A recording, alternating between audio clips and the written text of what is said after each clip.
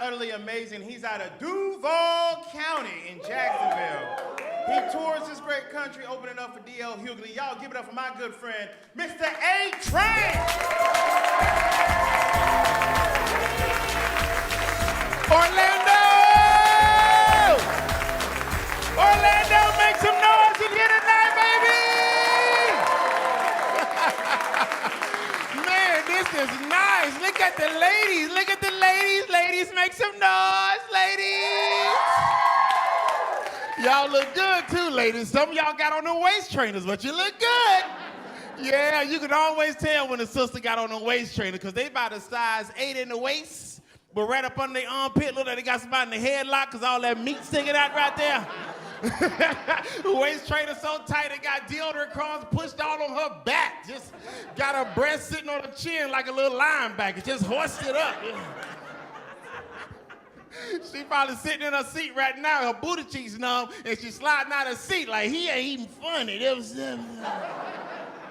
Ladies go through so much. Ladies, you gotta love yourself. And fellas, y'all so dumb. Fellas are so dumb these days. Fellas walk around talking about, ooh, look at Shorty, she thick with it. No, Shorty's sick with it. She's sick. Because you think them hips and butt, but that's her kidneys and lungs pushed all down here. That's... Somebody sitting on their esophagus right now. They go through so much. My thing is, I am not trying to body shame no woman on this planet. I just want you to love yourself. Just love yourself, ladies. Love yourself. Yeah, you can clap. Yeah. She's like, you want me to love myself now? Yeah. I never body shame you because I have a mom, I have sisters, and all the women in my family are big. Every last one of them. My mom, she's what you call big-boned, you know. My sisters, she's fluffy, you know. My aunts, they thick with it, you know. Everybody's juicy, you know what I mean? So I lived in a household of plus-size women. Like every woman in my family, they have to put their bra on backwards. You know what I'm talking about? Where they fasten it right here. Then they spin it around, you know what I'm talking about? They spin it around and put their arms through there. And then they turn around and tell me, flip this in the back, flip it. It's cutting my meat, flip it. Yeah, somebody know what I'm talking about, yeah.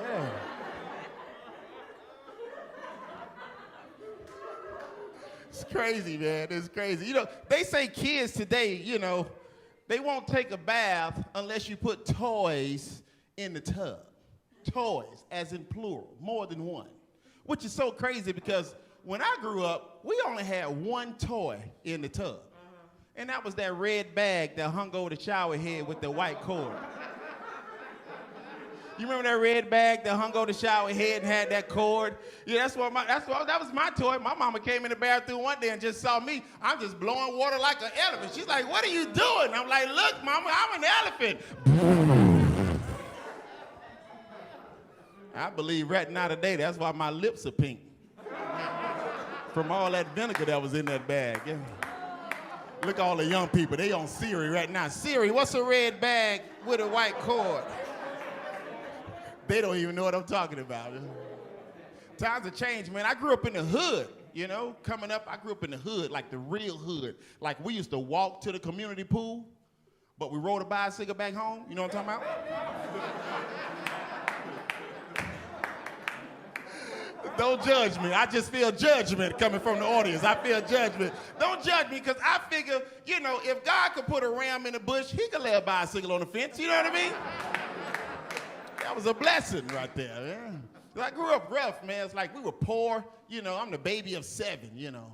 Like, we didn't have much coming up, you know. Like, all these games kids have today, Kindles, the new iPhones, so they could play their games on. My sister, she bought my 9-year-old nephew a cell phone and a Kindle so he could play his games on. The latest phone. It's like, what? You know what kind of games we had growing up in the hood when I was a kid? The only games we had, my hand to God, was catching roaches and throwing them in the freezer. Orlando, anybody ever played that game, catching a roach and throw it in the freezer? And in 20 minutes you take it out. If my roach wake up before your roach, I win. You never play that game? Oh, y'all a bunch of bougie kids in here today. Old 2-parent household kids in here today. Listen, you ain't lived till you seen a roach trying to throw out in the freezer, and if he's shaking and if that antenna move, he's up. Give me my points. And don't let it be a flying roach, because that's 15 extra points, because you got to do something to catch one of them. Yeah, that's a true story. We learned a lot about roaches growing up in the hood. We discovered that roaches have the same diseases that you have because we eat the same food. Yeah. You ever wonder why when you turn the light on at night, the roach don't know where to run, bump into the wall, bump to the cabinet? Because he's blind, he's a diabetic, he can't see.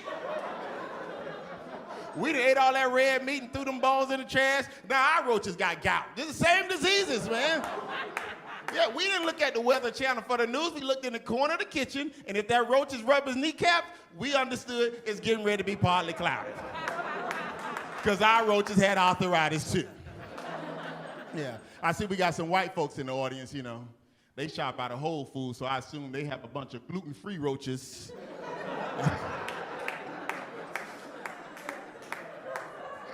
They liable to come home and see a roach on the countertop just planking.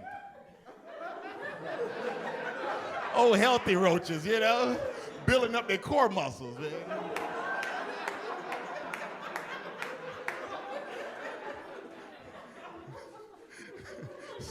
Somebody's like, what do you mean by roaches? Are you talking about palmetto bugs? No, that's a roach. That's a roach.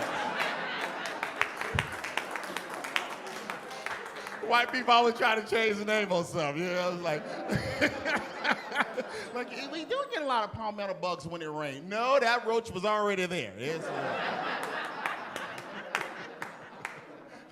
I did something this weekend, man, that I never done before in my life. I did something this weekend that I'd never seen. I saw something I had never seen before in my life.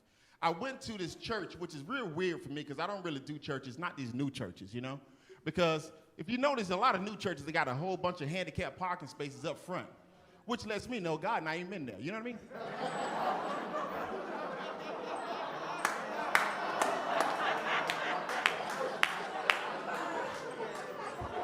So, you know, I went to the church, and I'm telling you, I started not to go, and I opened the doors of the church, and I walked inside, and I saw something I had never seen before in my life.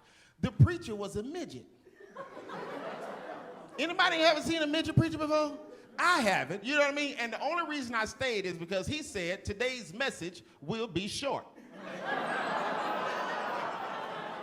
So he had his little green Bible, you know, the little green Bible that they have in the hotel rooms, you know, flipping the little pages, you know. And it was a black church, and you know, black preachers, they have on robes, they preach in robes. Well, he had on a robe where it was really a pillowcase with the arms cut out.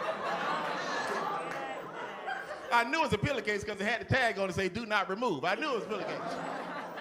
So, you know, in a black church, you know what I'm saying, he finished his little word, and they have these guys that assist the preachers. They call them armor bearers. And the armor bearer's job is to assist the man of God with the altar line. They line you up one by one so the preacher can come and lay hands on you, pray over you, and speak a blessing over your life. Now, you know, I grew up in the church and everything, so I've seen this before. But what really threw me was it couldn't do the altar call like a normal church because he was a midget. So what they did was they picked him up like a baby and put the man on their hip. So they're walking around with the preacher on their hip, you know what I'm saying? And I don't know a lot of scriptures, but I don't think God is for another man being on another man's hip in the pulpit. But that's just me, you know what I mean? I haven't read the whole Bible, so maybe it's in there somewhere. So we all lined up front at the altar, and they brought him over, and they leaned him over. He stretched his arm out. He's like, in the name of Jesus. Just one by one, like, in the name of Jesus. In the name of Jesus. He's like, lift your hands up in the name of Jesus. And then he got to me, and I was like, hey, hold on, little man. Because my mama told me, she was like, don't let any kind of preacher lay their hands on you. She said, because what's on them, it'll get on you. And I didn't want to come up short before the Lord. You know what I mean? Orlando, I'm comedian A-Train. Thank you guys, you've been a great crowd.